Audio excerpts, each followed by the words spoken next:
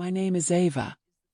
And for most of my life I believed family was something you protected, no matter how hard things got. When my sister passed unexpectedly, her two little girls were left with no one but me. I was 34 at the time, working double shifts at a nursing home, barely making rent. But I didn't hesitate. I raised those girls like they were mine. I missed vacations, skipped new clothes, and turned my one-bedroom apartment into a home meant for three. Over the years, I watched them grow into intelligent, driven young women. I thought all the sacrifice, the late nights, the second jobs, it all meant something. But the world has a way of testing the heart. And the moment they found new lives, wealthy husbands, polished circles, a shinier world, they started rewriting their story without me in it. This is how I learned that love can be unconditional, but loyalty sometimes isn't. When I look back now, it almost feels like another lifetime. A version of me that lived on pure instinct and love, not thinking twice about what I was giving up. I was only 34 when my sister passed, and those two little girls, my nieces, were suddenly looking up at me with these big, frightened eyes. They didn't understand what was happening, not really. All they knew was that the world they depended on had disappeared overnight. And somehow, without even stopping to wonder how I'd manage it, I swept them into my arms and told them, "Baby, you come home with me. I got you." Those words, they became a promise I built my entire life around.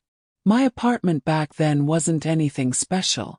Just a small, plain one-bedroom tucked behind an old laundromat in a neighborhood that stayed busy with people doing their best to get by. But to them I tried to make it feel safe. I slept on the couch for almost 3 years straight just so they could share the bedroom, even though half the time I woke up with my back stiff as a board and my neck feeling like it was made of cement. But when you love somebody enough, discomfort becomes something you just learn to live around. Those girls, Lord, they brought laughter into that little space. They'd sit at the kitchen table doing homework while I cooked simple dinners, and sometimes I'd look over at them and feel something warm in my chest, like maybe this was the life I was supposed to have. I didn't have children of my own, but the way they'd run into my arms after school, it made me feel like I was giving them something they couldn't get anywhere else. The nights weren't always easy.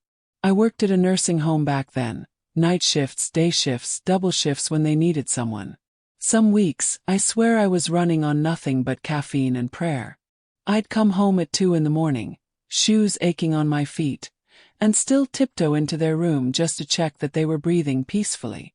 Sometimes one of them would stir and whisper, "Auntie Ava, you're home?" And I'd smile and kiss her forehead and say, "Always, baby. Always." I didn't realize how much those moments meant to me until they were gone. It wasn't long before the responsibilities started piling up. School lunches, doctor appointments, parent-teacher meetings. I'd sit in those classrooms feeling out of place, surrounded by parents who looked rested and organized, while I was just hoping no one could see how frayed the threads were in my uniform. But every time a teacher told me how smart the girls were, how polite and gifted, it made every sacrifice feel like it counted. There were plenty of hard nights. Nights when one girl was sick and the other had a big test in the morning, and I'd be sitting between their beds with a cool cloth in one hand and a textbook in the other, trying to be two people at once. I'd whisper encouragement, rub backs, clean up messes. Whatever needed doing. I never once complained. Not out loud, at least.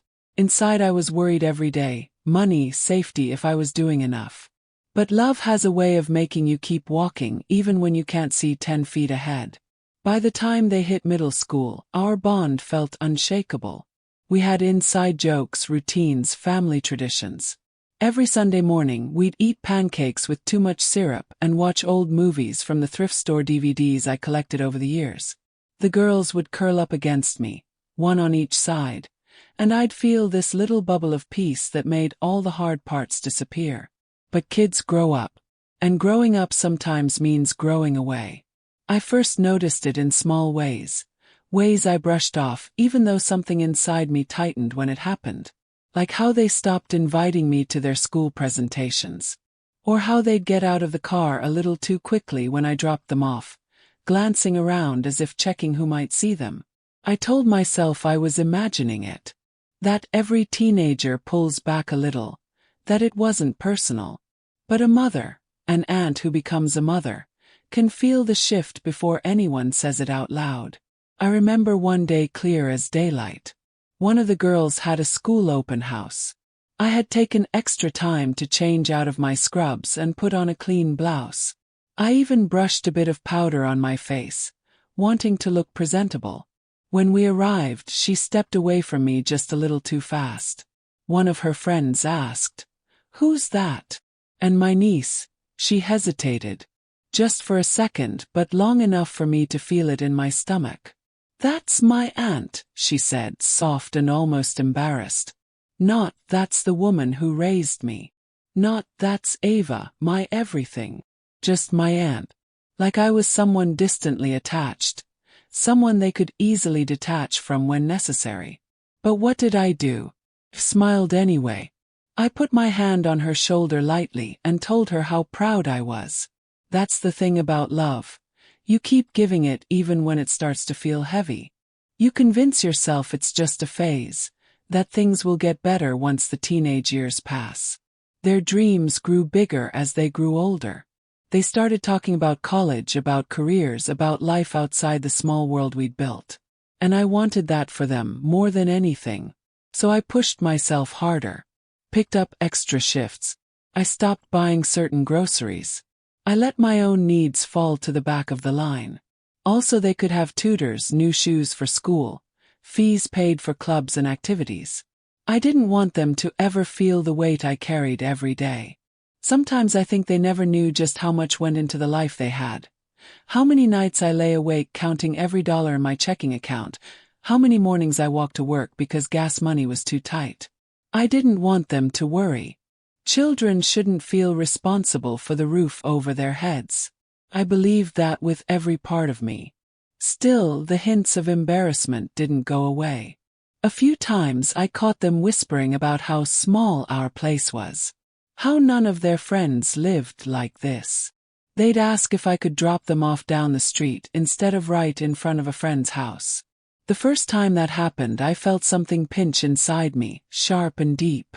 But I told myself, "Ava, they're just growing up. Don't take it to heart." And so I didn't. At least I tried not to. You can convince your mind of anything if you repeat it enough. But the heart doesn't forget those little bruises. As they entered high school, their world grew faster than I could keep up. They had new clothes, new goals, new circles of friends. They'd come home talking about things I didn't understand, laughing with each other in a way I suddenly felt outside of. But every evening I'd still make dinner and place their plates on the table like I'd done for years, even when they got too busy to sit down with me. I never said, "It hurts." I never said, "I miss you." I never said, "How did the distance grow so fast?" 'Cause love makes you quiet sometimes. You don't want to push them away by naming the thing that's pulling them apart. But the one thing I always held on to, the thing that kept me moving forward, was the belief that no matter how much their world changed, the foundation we built would stay strong. Even when they seemed too busy to talk.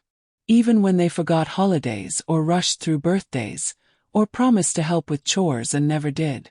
I kept giving, kept supporting, kept believing in them. Because that's who I was. That's who I am.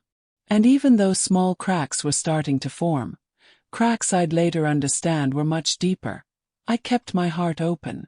I didn't know yet how sharp the future could get. I didn't know I was pouring into people who, one day, would walk into their new lives and forget the hands that held them up. All I knew in those early years was love. And I gave it freely, thinking it would always be returned. But life has a way of teaching you truths you don't want to learn. And the lesson that was coming, I never saw it until it was already too late. I always told the girls that education was their ticket to a better life. Even on the hardest days when money was tight and my legs were aching after a double shift, I'd sit them down and say, "Baby, your mind will take you places your feet never could." And I meant it with my whole heart. So when they started getting acceptance letters from colleges, Real colleges, the kind you only see in brochures, I cried. Right there at the kitchen table with a spatula still in my hand from cooking dinner. I must have looked crazy, laughing and crying at the same time. But it felt like every sacrifice I ever made finally had a purpose. They were stepping into a brighter future, and I was so proud it hurt. The day we moved them into their dorms, I remember standing there, looking around at all the other families. Some had matching t-shirts, big expensive cars, fancy luggage. All I had was 2 suitcases from the thrift store and a heart full of hope. But the girls seemed excited, and that was enough for me. Even when one of them asked quietly if I could just wait by the car instead of walking into the dorm, I pretended not to understand. I just smiled, hugged them both tight, and told them to call me once they settled. But that call didn't come. Not that night. Not the next. Days turned into weeks. And the conversations grew shorter, duller, almost rushed. I'd hear laughter in the background when they answered, followed by a quick, "Sorry, Auntie, I gotta go. We're heading out." The words "we're heading out" became their new favorite sentence. Always heading somewhere, always with someone I didn't know, always too busy to slow down. I tried telling myself it was normal. College life is fast, exciting, full of new faces and new dreams. But deep down, a little ache started growing. A tiny knot right under my ribs that tightened every time they forgot to call back. When they did come home, the visits didn't feel the same. They'd step inside with their eyes scanning my little house like it was too small for them now. They'd sit on the sofa with their expensive bags beside them, looking at their phones instead of talking to me. I try to catch their eyes, try to ask about their classes or their friends, but their answers stayed short. "We're fine. It's busy. Yeah, it's good." And then silence. One evening, the oldest came home with a new hairstyle and a new tone in her voice, almost clipped, like she was trying too hard to sound grown. She told me about her new circle of friends, children of entrepreneurs, lawyers and doctors, people with beach houses and ski vacations. She talked about their lives like she'd stepped into a movie, and I could hear the excitement in her voice, but also something else. Something sharper. "They don't really, live like we do," she said cautiously, glancing around my living room. I felt my heart pinch. Like I was a reminder of a past she was trying to shake off. I just nodded. "I understand, baby," I said softly. But inside something fragile cracked. Time passed, and the distance grew the way shadows stretch across a room when the sun sets. Slow at first, then suddenly covering everything. The phone calls spaced out. The visits shortened. They'd show up only when they needed something. Money, a ride, paperwork they couldn't understand. And I gave it all, believing that love meant not keeping score. But the moment that stayed with me, the moment I felt myself disappearing from their world, happened the night one of them brought home her new boyfriend. He walked into my house with the confidence of someone who believed the world owed him space. A tall, polished young man with a smile that didn't reach his eyes. He shook my hand politely enough, but I saw the way he looked at my home, like it was beneath him, like he was doing us a favor just by standing there. My niece fluttered around him, nervous, eager, acting like a version of herself I barely recognized. She kept adjusting her hair, straightening his sleeve, laughing too loudly at his jokes. And when I brought out dinner, fried chicken, cornbread, greens, the things she used to beg me to make, she barely touched her plate. He took one tiny bite, smiled tight and said, "Oh, this is rustic." Rustic. I'd never heard my cooking called rustic before. I didn't even know if he meant it as a compliment. But the part that stung wasn't his tone. It was hers. She laughed. Soft, embarrassed laugh. Like she was trying to step away from the life I gave her. Kept quiet. I let them talk about their future. His family's business, their plans to travel, the kind of circles they wanted to move in. Every now and then, she'd glance at me, almost apologetic, like she knew something wasn't right but didn't know how to fix it. When they left, she hugged me quickly, barely touching my shoulder. "Thanks, Auntie," she said. For everything. Her voice wavered slightly, but her eyes stayed distant. That night, I sat at the kitchen table long after the dishes were washed. The house felt too quiet, too still. I kept thinking about the way she shrank around him, the way she hid parts of herself, the parts that came from me. And a thought crept in, unwelcome but honest. Maybe success really does change people. Or maybe it just reveals who they were always trying to become. The distance only grew from there. They stopped coming home except on holidays, and even then they spent more time on their phones than with me. They'd talk about their jobs, their friends, their goals. Never once asking how I was doing, how work was going, if I needed anything. It was like I'd become a background character in their lives. The person who took care of them once, but wasn't needed anymore. And I told myself it was fine. I told myself they were young, busy, trying to build a future. That they would come back around once life settled. But deep down I felt it. The slow slipping away, the fading, the quiet pushing aside. One day, the youngest called me from her dorm. I answered excitedly, thinking maybe she missed me. But her voice was strange, careful. "Auntie. Listen. Can you maybe not post those old pictures of us on Facebook? It just doesn't match the image we're trying to build." The image. Single word sharp as glass. I didn't argue, didn't scold, didn't even sigh. "Of course, baby," I said gently. "I understand." But I hung up and sat in silence for a long time, staring at the walls of the home I built for them. Walls covered with photos of birthdays, school plays, lost teeth, graduation gowns. To think those memories, those parts of our story, were something they needed to hide. It hollowed me out. Still I held on to hope. I kept believing the distance was temporary. That maybe once the excitement settled, once the partners and fancy friends and new lifestyles lost their shine, they'd remember where they came from. They'd remember me. So I waited. I waited through long phone-free weeks and short, distracted visits. I waited through birthdays spent alone. I waited through graduations where my name wasn't on the guest list. I waited through the shifting seasons of their lives, holding on to the love I still had for them. Even when it hurt. Even when the cracks widened. Even when success changed them in ways I never expected. Chose patience. Because in my heart, I truly believed they'd find their way back. I just didn't know yet that they were already walking into a different world. And in that world there wasn't space for me. Not anymore. I used to imagine the girls' weddings long before they were old enough to date. Not in the big fairy tale princess way some people dream of, but in a quiet, simple way that felt close to my heart. I imagined standing next to them while they got ready, helping pin a loose curl, handing over a tissue when nerves hit. I imagined them grabbing my hands and whispering, "Auntie, thank you. We wouldn't be here without you." I imagined a role that felt earned. A role that felt natural. So when the oldest called to tell me she was engaged, my heart leapt the same way it did when she took her first steps. I felt joy fill every room of my house. I sat down on the sofa, clutching the phone with both hands, smiling like a fool.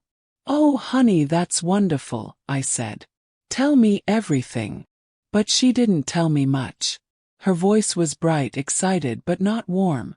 She talked about the ring, the venue they were considering, his wealthy family, the long guest list.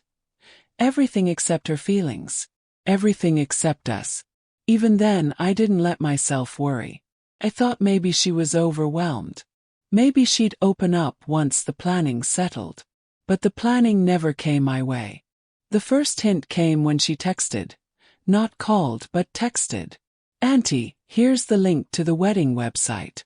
Guests will get info there." That word sat heavy on my tongue. I clicked the link, expecting to see a section titled Family, or The Woman Who Raised Me, something acknowledging our bond. But the only family mentioned were her fiancé's parents, siblings, cousins, and grandparents. Her own parents were included too, even though they'd barely been in her life.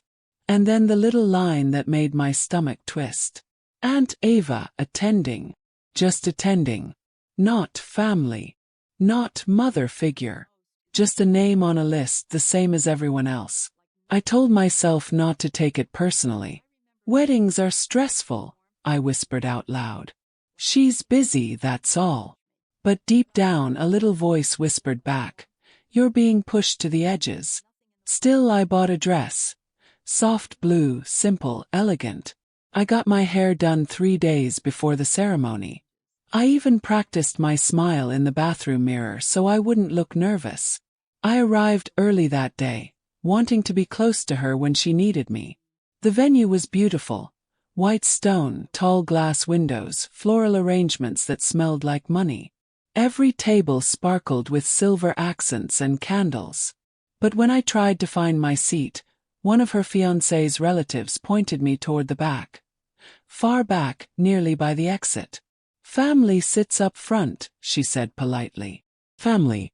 It echoed in the space between us. I walked to the seat assigned to me, a chair tucked at a table full of strangers who looked at me with forced, polite smiles. I kept folding and unfolding the napkin on my lap, trying not to let my shaking hand show. From where I sat, I could barely see her walk down the aisle. But I saw enough, the gown flowing behind her, the way she held her chin up, the way she walked toward him like she belonged in a different world now. She didn't look my way once. During the reception, I tried to congratulate her. I waited patiently near the edge of the circle of people surrounding her. Friends, in-laws, photographers. When I finally reached out and touched her arm, she flinched like she hadn't expected me there. Oh, Auntie, you made it, she said, smiling too brightly. Made it. Like showing up for her wedding was optional for me. She hugged me quickly, the kind of hug you give someone you don't want to linger with, and then a photographer called her name, and she turned away before I could say anything more. I waited for them to call me for a picture. I waited a long time, but my name was never called. I watched her take photos with everyone. Her in-laws, her parents, even distant cousins I'd never seen before. When a photographer finally approached me, I felt a bit of hope. He smiled kindly and asked, "Are you here with the groom's side or the bride's side?" I opened my mouth to answer. But before I could speak, my niece said softly from behind him, she's my aunt. Just that. Just my aunt. And the hesitation cut deeper than any words. The photographer nodded, took a quick picture of me standing alone beside a pillar, not with the family, not with the bride, and moved on. I sat back at my table after that, pushing bits of food around my plate while laughter floated from the head table. The music played, people danced, toasts were made. But in that crowded room, surrounded by hundreds of people, I felt invisible. I told myself maybe the second wedding, the younger niece's, would be different. Perhaps she would remember more. Perhaps she would see me. But her wedding was worse. This time, I didn't even receive a personal invitation. A digital card arrived in my email addressed to Ava, not Aunt Ava, and I was placed once again at a distant table. When I arrived at the venue, a coordinator handed me a small packet with the schedule and said, "Guests on this side, family on the other." Family. That word again. During the ceremony, the younger niece walked down the aisle glowing with pride. Her fiancé's family, wealthy, polished, dressed to perfection, stood tall in the front rows. Their photographers moved around effortlessly, snapping endless pictures. Not once did she turn toward my direction. Not once did her eyes search for me. When they introduced the wedding party and close family during the reception, her parents were called up, of course. Her new in-laws were given speeches and applause. I sat quietly at my table, listening, trying not to let the sting in my chest get too strong. At one point, a woman sitting beside me asked, "So how do you know the bride?" Simple question. But my throat tightened. "I'm her aunt," I said gently. The woman smiled. "Oh, that's lovely. I don't think I saw you in any of the photos." I nodded slowly. "I wasn't in them." She blinked, unsure what to say. The silence between us felt heavy, almost embarrassing. I excused myself to the restroom just to breathe.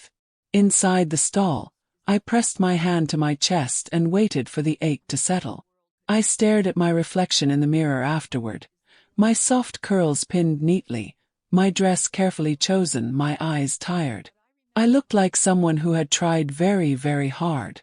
And for the first time, I wondered if trying was enough. I returned to the reception hall and stood near the back, watching from a distance as both nieces laughed with their new families. The families they chose, the families they wanted. When the younger niece spotted me across the room, she hesitated for a second, then offered a small smile, the kind you give to someone you almost forgot was there. She walked over, hugged me lightly and said, "Thank you for coming. It means a lot." Her voice didn't match the words. Sounded like a script. Something polite, rehearsed. Before I could respond, her husband called her back, and she left with a soft, "I'll see you later." But later never came.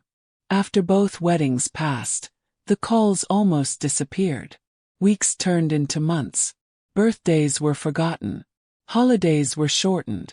They sent short texts instead of visiting, and sometimes not even that. They weren't my little girls anymore. They weren't the teenagers who used to fall asleep on my shoulder after long school days.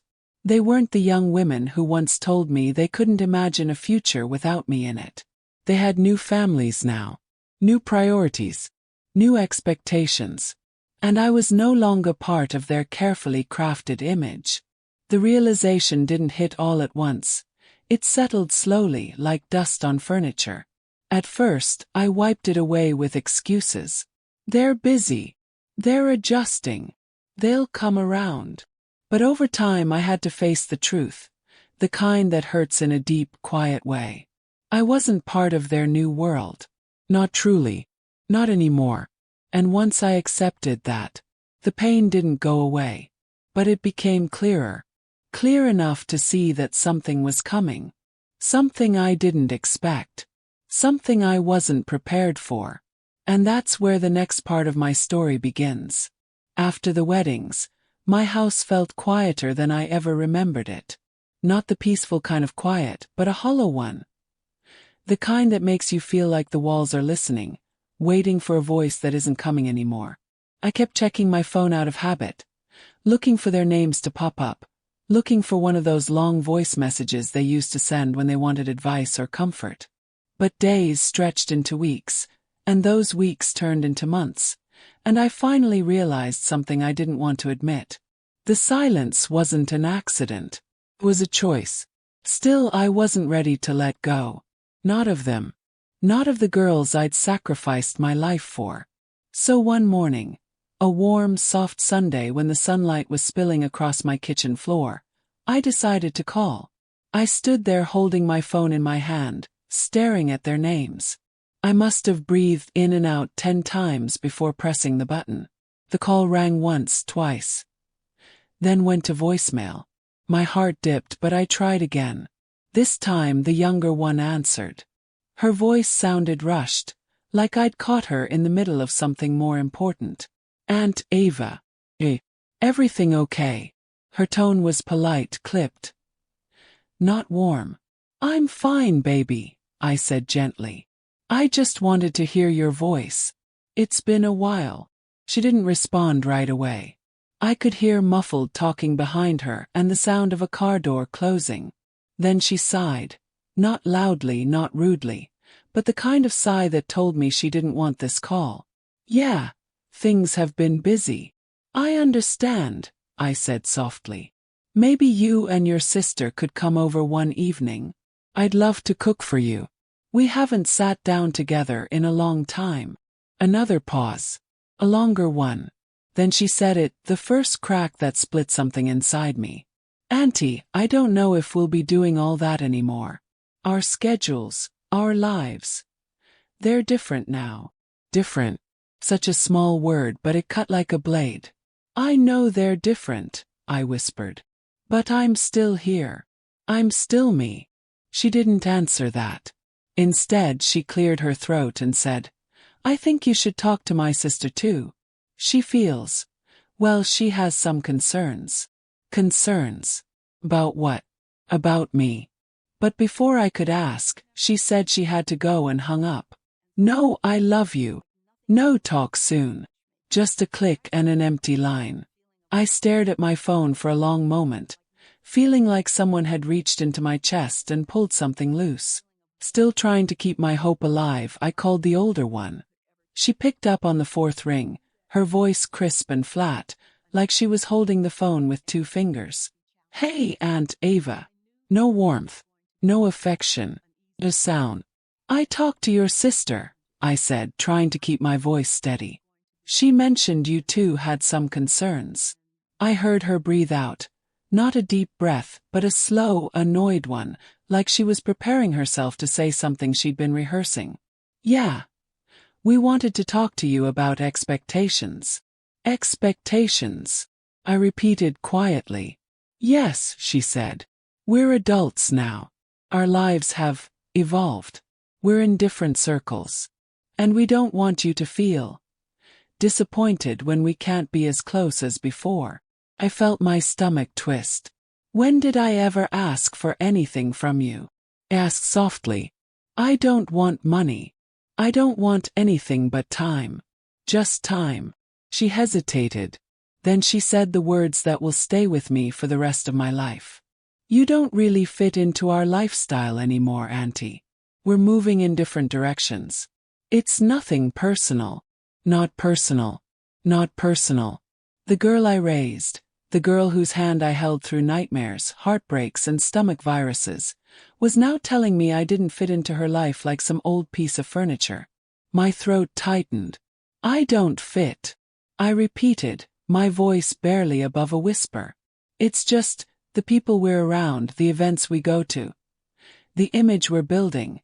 It's different from how things used to be. Image. That word echoed in my mind like a cruel joke. I swallowed hard, trying not to let my voice break.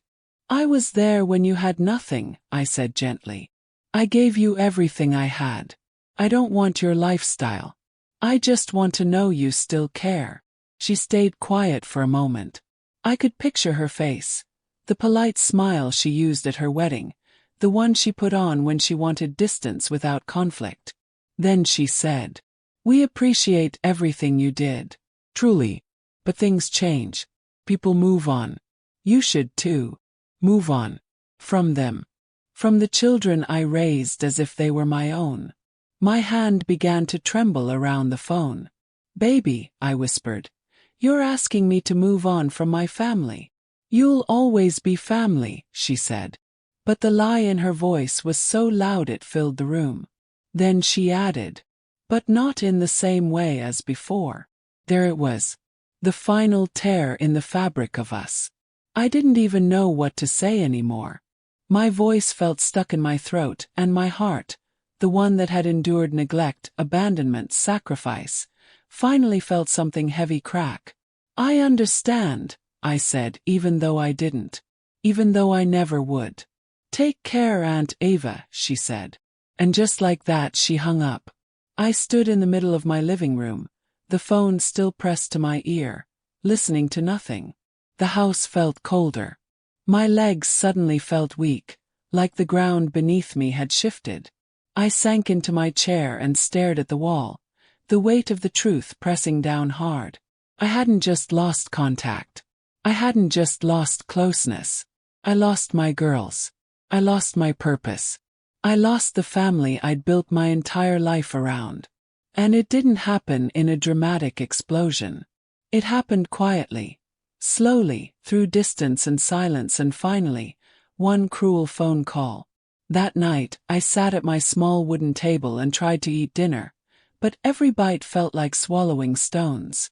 Tears rolled down my cheeks without warning. Quiet tears, the kind that come from deep places, not loud heartbreak. I thought back to all the moments I loved them through. Bandaging scraped knees. Paying school fees. Clapping until my hands were red at their graduations. Holding them when they cried. Giving them the best parts of me. And now I didn't fit. That word kept circling my mind like a bird with broken wings. I stayed there at the table long after the food grew cold, my hands folded in my lap, staring at the life I'd built, a life that suddenly felt small and too quiet. But somewhere beneath the heartbreak, something else began to rise. Not anger. Not revenge in the loud dramatic sense. No. Something quieter. Something steadier. Something that felt like the beginning of a different kind of strength. A voice inside me whispered, "If they can start over without you, maybe you can start over without them." That thought didn't erase the pain, but it lit a tiny spark in the darkness. A spark that would grow.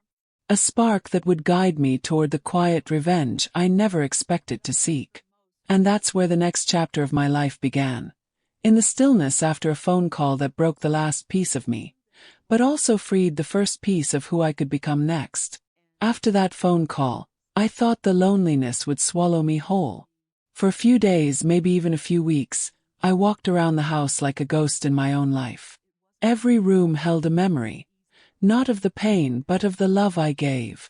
Their childhood photos on the hallway wall stared back at me like strangers caught between worlds.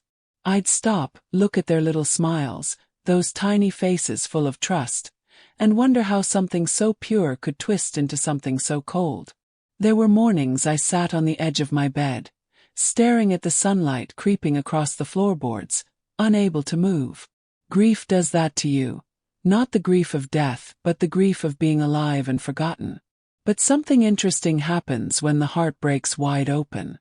Inside the crack, you sometimes find a light you didn't know you still had. It started small, as most things do. One afternoon I stepped outside just to feel the air. I hadn't been out much, not really out since the weddings. The breeze felt different, almost like it was nudging me forward, urging me to move somewhere. Anywhere. So I walked. Just a block. Then two. Then around the neighborhood. The world looked different than I remembered. Kids were riding bicycles down the street.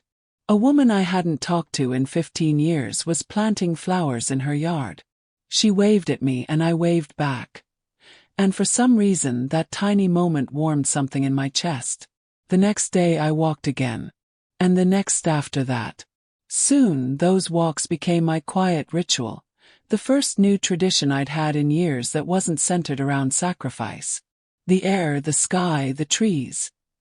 They didn't care about my past or who I raised or who I lost. They simply existed around me, steady and gentle. About 2 weeks later, I ran into someone from church, Miss Gloria. A soft-voiced woman who used to drop off casseroles after funerals and pray louder than anyone else in the pews. She looked at me with eyes full of understanding. "I haven't seen you in a while," she said, touching my hand gently. "You all right?" And for the first time in a long time I told the truth. "No, not really." She didn't judge. She didn't rush me. She just nodded, keeping her hand on mine. "Well," she said, "when you're ready, we'd love to see you again. We've been missing you." That sentence stayed with me the whole walk home. We've been missing you. Not for what I could give. Not for what I could do. Just me. So I went the following Sunday. Not because I felt strong, but because I didn't want to feel weak anymore. Church felt different this time. Not as heavy. Not as lonely. People hugged me, asked about me, pulled me back into a world I had drifted from without even noticing. Before I knew it, I joined the Wednesday morning group for older women. A small circle where we talked, laughed, and sometimes cried. For the first time in decades, I wasn't the caretaker. I wasn't the provider. I wasn't the woman who had to hold everything together. I was simply Ava. And that was enough. Weeks went by, and I started reconnecting with old friends. The ones I'd pushed aside while raising my nieces, always saying, maybe next time, or apologizing for canceling. They welcomed me like no time had passed. One evening, as I sat on my porch with a cup of tea, I realized something profound. I had spent my whole life being needed. I never learned how to simply be wanted. And for the first time, sitting in that quiet little moment, I felt wanted again by people who saw me, not just what I could do, Life didn't transform overnight, but it shifted in small, steady steps. I cleaned my house room by room, not because someone was coming over, but because it made me feel good. I bought myself a new set of sheets, soft ones I'd never bought before because I always put my nieces first. I organized my papers, my finances, my life. And that's when the phone rang. It was the younger niece, the one with the sweet smile she only used when she wanted something. "Aunt Ava," she said, sugar in her voice. "How are you?" I almost laughed. Not a cruel laugh, but a tired one. I'd heard that tone too many times to be fooled now. "I'm fine," I answered calmly, sipping my tea. She hesitated, then said exactly what I knew she called for. "So, listen. I was hoping you could help me with something. It's kind of urgent. I need some money for a business opportunity. And also, I need access to some of the documents you keep.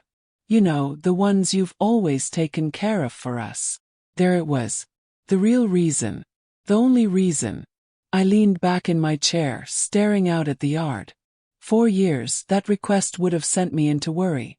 Scrambling to help, stretching myself thin, rearranging my world to catch them when they fell. But not anymore. Not this Ava. "I'm not able to do that," I said simply. Silence. Long silence. "What do you mean?" she finally asked, her tone sharper now. "You've always helped us." "I know," I said quietly. "But I'm focusing on myself now. I'm not in a place to give money or open those documents to anyone." Her shock traveled straight through the phone. "Are you serious? After everything you've done for us, you're just saying no?" "Yes," I said. And it was the calmest yes I'd ever spoken. "I am." She huffed into the phone, disbelief turning into frustration.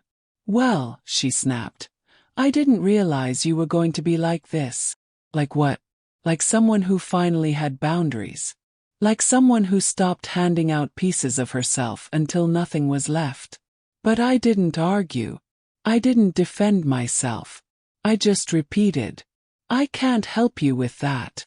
She muttered something under her breath and hung up. No goodbye. No thank you. The old Ava might have cried after that call. She might have questioned herself, apologized, or reached back out. But the woman I was becoming, she felt peaceful. She felt steady.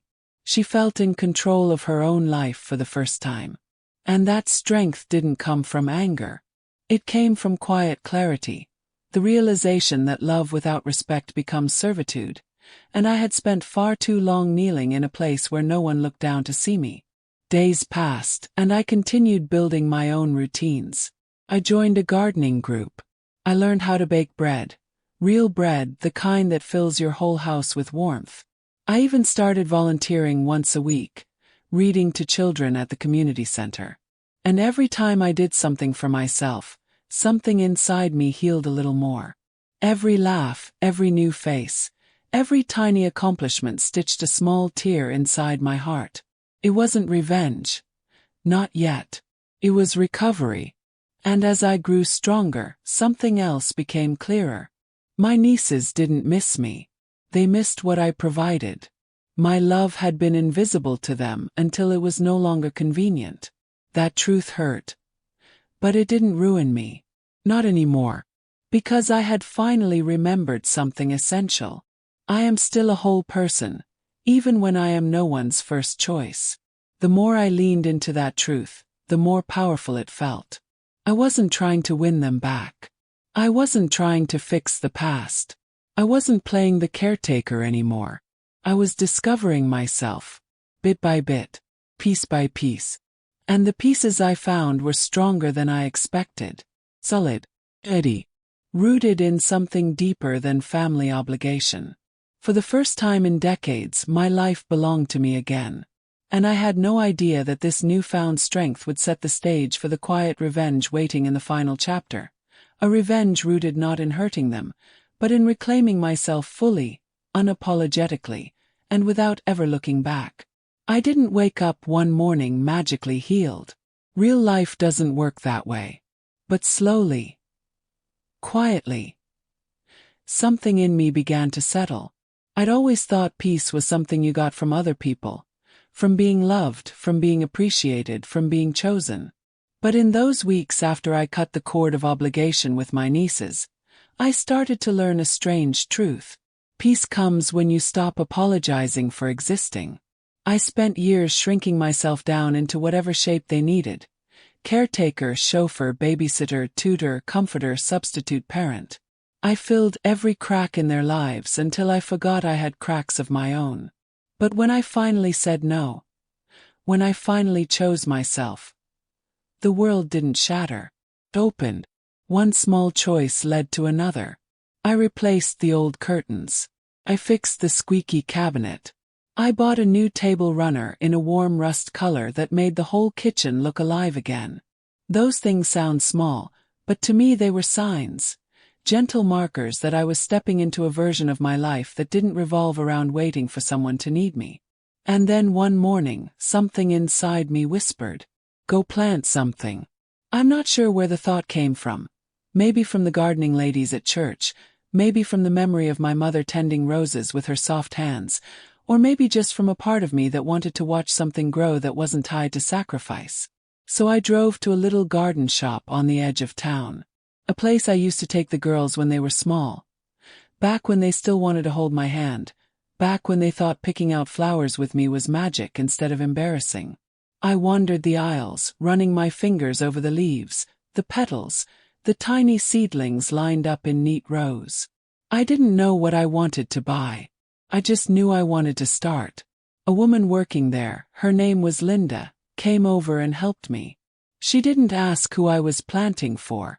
She didn't assume I was doing it for a child or a husband or some holiday event. She looked at me and simply said, "Pick something that makes you feel good." Nobody had said that to me in years. I walked out of that shop with soil, gloves, a small watering can, and a handful of young plants. Lavender, tomatoes, 2 rose bushes, and a few herbs I wanted just because they smelled nice. I didn't tell anyone. I didn't need to. I spent the whole afternoon kneeling in the dirt behind my house, carving out a little space for myself. The sun warmed my back, the air felt gentle on my skin, and for once I wasn't rushing. I wasn't worried. I wasn't thinking about who might judge me or who might need me next. I was just a woman planting something in her own backyard, growing something she didn't have to share or explain. And let me tell you, that felt like healing. Days turned into weeks, and the garden grew. Not perfectly. Some plants took longer, some wilted a little, some surprised me with sudden bursts of color. But that was part of the beauty. It reminded me of myself. A little worn, a little weathered, but still capable of blooming. Then, out of nowhere, the past circled back. It always does. One Saturday morning, as I was watering the herbs, my phone rang. The number didn't look familiar at first, but something in my stomach tightened. When I answered, I heard my older niece's voice, the one who used to braid her sister's hair and fall asleep on my lap during thunderstorms. "Aunt Ava," she said softly. Just hearing her voice felt like touching a scar you haven't felt in years. Tender but no longer open. "I was wondering if we could talk," she said. There was hesitation in her tone, not the entitled confidence she used to speak with, but something softer, something tired, maybe even humbled. She told me life hadn't been going as perfectly as it looked on the outside. Her marriage was going through a rough patch. Her job was overwhelming. She said she missed me. A younger version of me, the version that always ran toward their pain, would have melted right then. She would have rushed to fix, soothe, comfort, rebuild. But I wasn't that woman anymore. "I'm here," I said gently, "but things can't go back to the way they used to be." There was a long pause, a silence that said she heard me, louder than any words I could have spoken. A week later, the younger niece reached out too. Not for money this time, at least not up front, but for emotional comfort. She talked about stress, loneliness, feeling lost. Again. The old me would have pulled out the safety net, wrapped it around her, and told her to lean on me. But this new Ava, she listened. She offered kindness. But she kept her boundaries steady, strong, unshaken. When the younger niece finally asked, carefully, lightly, if I could just help a little with some financial trouble she was having, I didn't hesitate. No, I said, calm as still water. I can love you from a distance. But I can't take care of you anymore. She wasn't angry this time. Just quiet. Almost as if she finally saw me. Not as a resource, but as a human being with limits. With a life of her own. Over the next few months, the nieces came around slowly. Not constantly. Not perfectly. But differently. They apologized in small ways. Hesitant messages, thoughtful check-ins, gentle attempts at connection. I kept my boundaries like a fence I had finally learned to build. Not to keep love out, but to keep myself protected. I didn't shut the door on them. But I didn't let them walk through me either. And that was my revenge. Not anger. Not payback. Not bitterness. Just a life they couldn't control, couldn't drain, couldn't take credit for. A life that was mine. One quiet morning months later, I was out in my backyard garden again, watering the tomatoes that had grown thicker than I ever expected, when I felt something shift inside me. A kind of peace I'd been chasing for years finally caught up to me. I realized my garden had become a mirror of my own heart, things I planted intentionally, slowly, with care. Things that grew because I nurtured them for myself and no one else. I stood there with the watering can in my hand, feeling the sun warm my shoulders and the earth soft beneath my feet, and I thought, this is what a life looks like when you stop waiting for someone to appreciate it. This is what healing looks like when it finally settles. Not loud, not dramatic, not tied to anyone else's approval. Just quiet, steady. And as I knelt down to pat the soil around the lavender, I felt something I hadn't felt in decades, a deep, warm pride. The kind that doesn't need witnesses. The kind that comes from surviving heartbreak and still choosing to grow. That was my quiet revenge. Not punishing them. Not proving a point. Just living on my terms. A life they couldn't take from me. A peace they couldn't break again. A garden I planted for myself. And myself alone. And in the end, that was all I ever needed. If this story resonated with you, leave a like and consider subscribing. You can also drop any comment below, even just one word. Maybe tell me where you're watching from or what time it is right now. Sometimes one word is enough to say you were here.